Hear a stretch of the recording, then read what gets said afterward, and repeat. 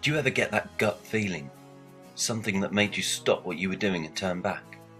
A feeling that you know didn't come from your head. In fact, sometimes the head tries its best to hush up that quiet voice from coming from within. Are we living too much in our heads? Do you ever feel like you've got two minds?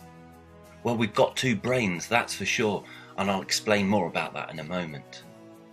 Our digestive system is what this is about, and it's an entity in its own right. And during this video, I'm going to let you know the importance of having a clean and healthy intestinal system and how you can help get yours back on track. Our intestines and our brain are quite closely related.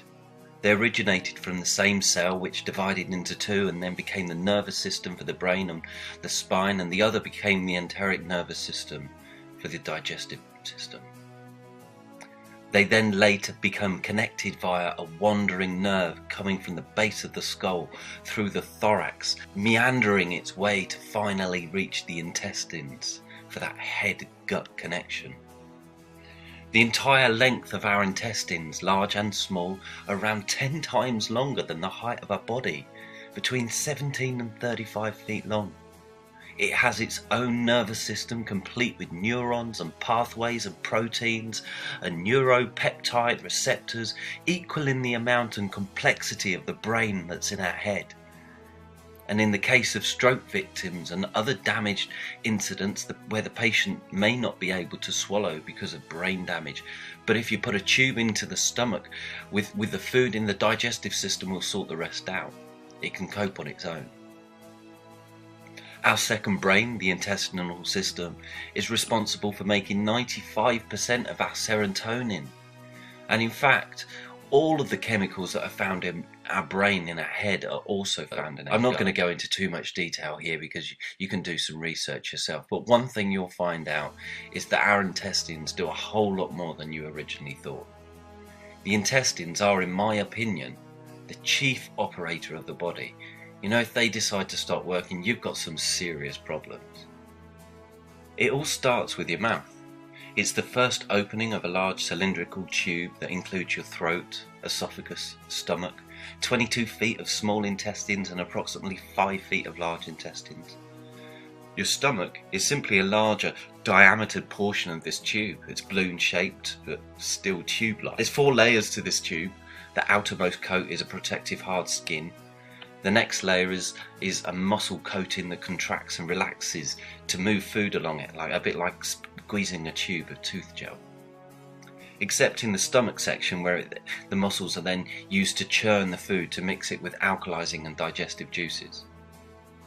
The next innermost coat contains mostly the blood and lymph vessels that supply the tube with nutrients, and they take away the waste products of the cells of the tube. The innermost layer is the mucus layer. It's the mucus coating. It's just like the inside of your mouth. If you put your finger on the inside of your mouth, you can feel that it's mucousy and slippery, and it should be well lubricated.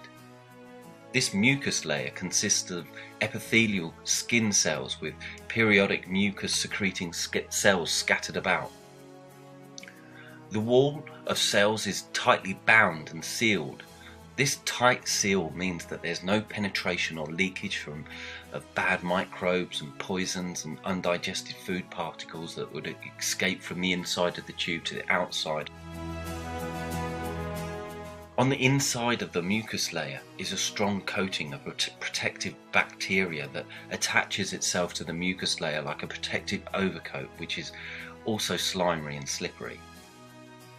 In the small intestines, the surface of the epithelial cells that make up the tightly packed brick of walls are called enterocytes. One of the small intestine's jobs is to absorb nutrients from the food that we eat and also to pass undigested food along the tube. The small intestines are covered with tiny finger-like projections called villi, and on these villi are microvilli, which are tiny microscopic hair-like finger projections. These microvilli are so important to the health of our body. When your healthy gut microbes are wounded and dying, your gut wall enterocytes and microvilli will die right along with them. If your good gut microbes are dying off, then the bad boys move in.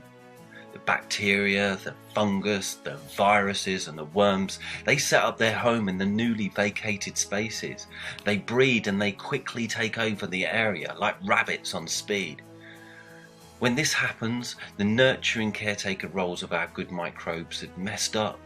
The cell production of the young enterocytes becomes displaced. There's fewer births of new microvilli, not to mention the deformed and unhealthy growths of others. With their housekeepers gone and the bad boys in town, they take up to 4 times as long to reach their cycle at the top of the villi, meaning that their already compromised health now has to endure harder and longer life. And this onslaught of attack can end up with most of the villi and microvilli unable to absorb nutrients and food particles. As this area becomes sicker and therefore inflamed, the strong wall of the intestines can become weak and inflamed, allowing food particles into the bloodstream that shouldn't be there. All of this could be going on without your direct knowledge. In this scenario would be typical of somebody eating a typical Western diet of processed foods, or someone consuming medication or antibiotics. The next step that we have to take to look at and understand the problems of today's health conditions is the food and drugs that we consume, and the cleanliness, or should I say more correctly, the dirtiness of the intestinal wall. That of the small intestines and the large intestine, otherwise known as the colon. The cracks and crevices can become damaged and dehydrated. Parts of the intestinal wall can not only have bad bacteria and worms and microbes and fungus attached, with candida digging its roots into the cracks of the intestinal wall like those of a concrete slab, paving bricks with weeds pouring out of them. The wall of the intestines can also have bits of undigested food attach itself to it. Processed food particles and stodgy gluten and cereals in a mushy mess can stick to areas of our intestinal wall. Bits of undigested meat can get caught up in these sticky crevices and remain there rotting and putrefying for years. Dr. Bernard Jensen, an author of many popular health books, he said it become crystal clear that poor bowel management lies at the root of most people's health problems. In treating over 300,000 patients, it is the bowel that invariably has to be cared for before any effective healing could take place. Vegetarian Times on March 3rd, 1998 reported, of all of the polite topics of conversation, the state of one's intestines is probably at the bottom of most people's list. Let's face it, irritable bowel syndrome, constipation, gas, diverticulitis, colon cancer are simply not things that we'd like to discuss.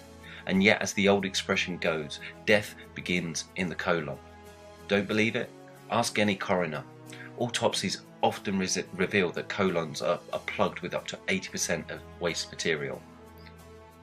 Another vital aspect of our digestive system is its role in the production of serotonin, the body's natural feel-good hormone.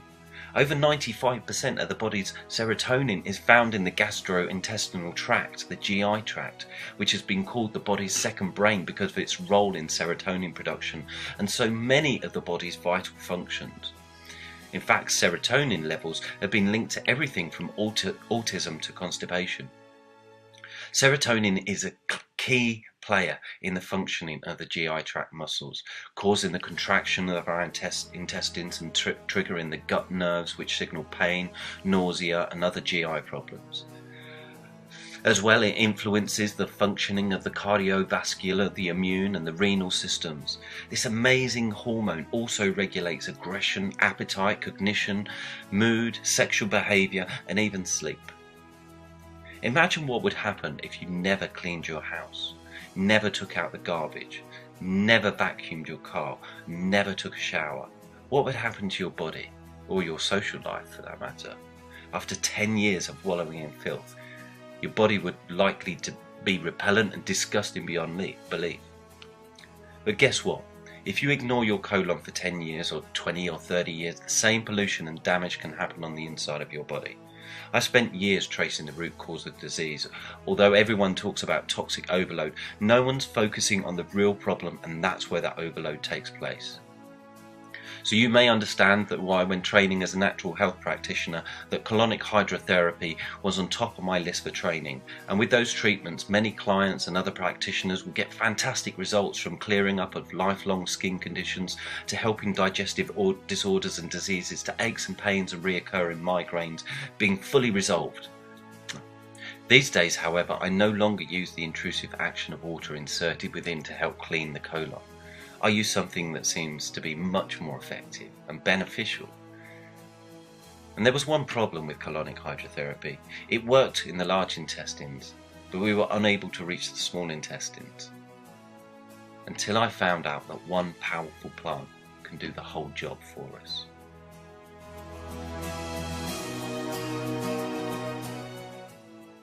Let me introduce you to the power of aloe vera. It has many nicknames like the burn plant, the medicine plant, the skin plant, the potted doctor, the wand of heaven. Historical evidence comprising of more than 4,000 years testifies to the high regard of ancient peoples to the benefits of aloe vera. There are around about 300 species plus of aloe vera, out of which 11 are poisonous and only 4 have medicinal value. The most potent of them all is Barbadensis miller. The full potency is achieved at around the age of 3 years of age. The gel inside has to be stabilised with natural ingredients, and the aloe vera contains over 200 nutritional substances, which makes it the most nutritional plant on earth. Aloe vera contains 6 antiseptic agents, antimicrobials, lectins, amino acids, over 21 of them. It contains vitamins B1, B2, B3, B5, C, D and E, 3 types of carbohydrates, plenty of minerals, enzymes and fibres. But together they form a very strong and unique combination which makes aloe vera the wonder plant that it is. Thus, aloe vera exhibits a number of activities such as analgesic, antimicrobial, anti-inflammatory, a powerful immune modulator, simulator. It's an immunomodulator, which means if your immune system is working too low, it will help bring it up, and if it's working too high, it can help bring it down. Anti-tumor agents, antioxidants. I mean, its main actions are the boosting of the immune system, in the improvement of the overall health. And most problems that we have, I believe, originate from the toxins in our small intestines and our large. These toxins are a result of pollution in the air that we breathe, the water and the food that we eat. By cleaning up toxins in the small intestines, I believe aloe vera helps in solving a majority of our problems in the body. A good quality aloe vera taken daily has been shown to produce testimonies all over the internet. You don't need to take my word for it. Do a good search yourself on Google. Millions upon millions of people around the world are benefiting right now from this wonderful plant. Many people have repeated the phrase, "You are what you eat." I would say that's wrong, because you can eat what you like, but it doesn't mean that your body's going to absorb it. My advice is to drink a daily shot of aloe vera gel. I do mean every day. The compound effect of taking a daily good shot of quality organic aloe vera gel is something that you should try for yourself. I believe that the cleaning power of the aloe vera on the small and large intestines is unbeatable, and hopefully in the future there will be more research. Try it yourself though, because you can read as much as you like and you can hear as much as you like from other people, but until you try it yourself, that's when you're going to notice the difference. Personally, I don't see any point of using any other supplement or health food if your intestines are not clean. If there's one thing that you take from watching this video, it's that you've got to have clean intestines, because it doesn't matter what shake or supplement or magic potion you pour down your throat, it's not going to work unless you've got clean intestines. So invest in your health. Find a good quality organic aloe vera that's still alive and raw, cold pressed, and drink a daily shot of it every day, between 60 to 120 mils a day, and then you'll see the difference yourself.